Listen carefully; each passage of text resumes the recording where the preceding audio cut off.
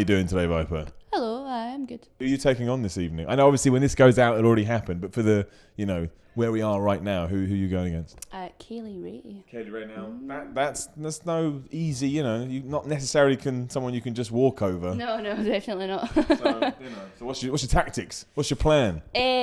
She's a really good flyer, so don't let her fly because she tends to land on you and it's a bit sore. Yeah, I can imagine it was. And how about for you yourself? Obviously, British wrestling right now is booming, and you are popping up in a lot of places, which must be pretty cool, right, for an aspiring, growing professional wrestler. So how is your career, I guess, so far working out in terms of how you envisioned it from when you first started? When I first started, I didn't think I'd wrestle outside my own town.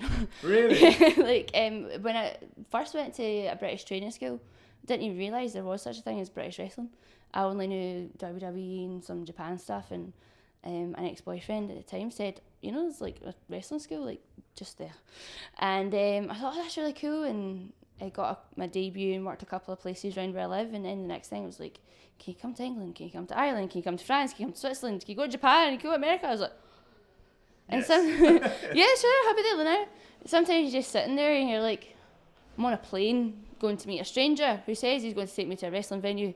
I really hope that works out. Has it worked out every time so far? Really good so far. You haven't been left in a field and been like, oh no, this is not good at all. There's been a couple of dodgy bookings, but it's always worked out okay. Once we showed up in a warehouse in France and it was like in the middle of nowhere, it's like House of Eyes kind of stuff, and we just all kind of looked at each other and went, this is how we die. Yeah, but you didn't.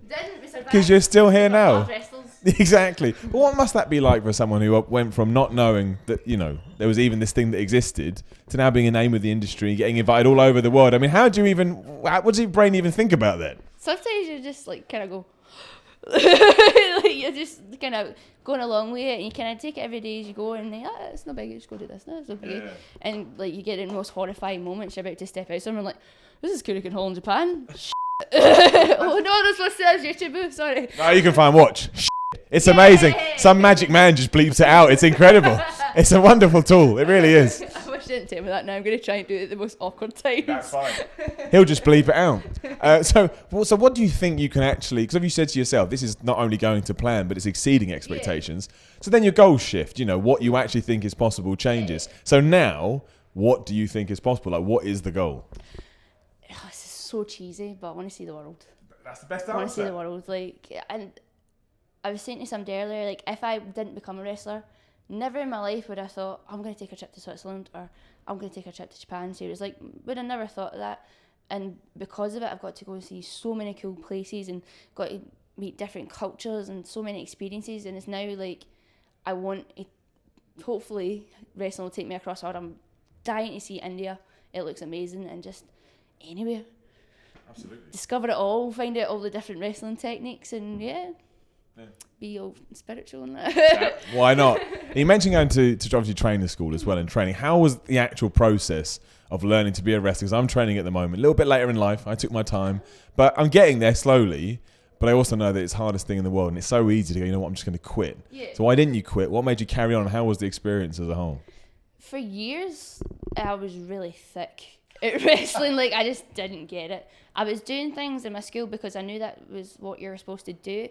But it took me the longest time to understand why I was doing it.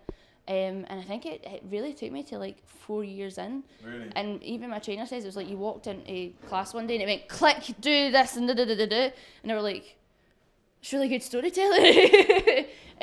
So a lot of times when I wasn't getting it and I knew I wasn't getting it, I was kind of why am I bothering? Why am I doing this? Why am I fighting people in underwear? And I guess the answer was just because it's good fun. That's it. Are there any things you had to overcome at any point you thought, I cannot do this anymore, but you thought, you know what, screw it, I'm going to keep going? Yeah, there was a lot of times like that, but for me a lot of what was pushing it on was not letting other people win and being no, keep fighting it, and one day you're going to prove everybody wrong.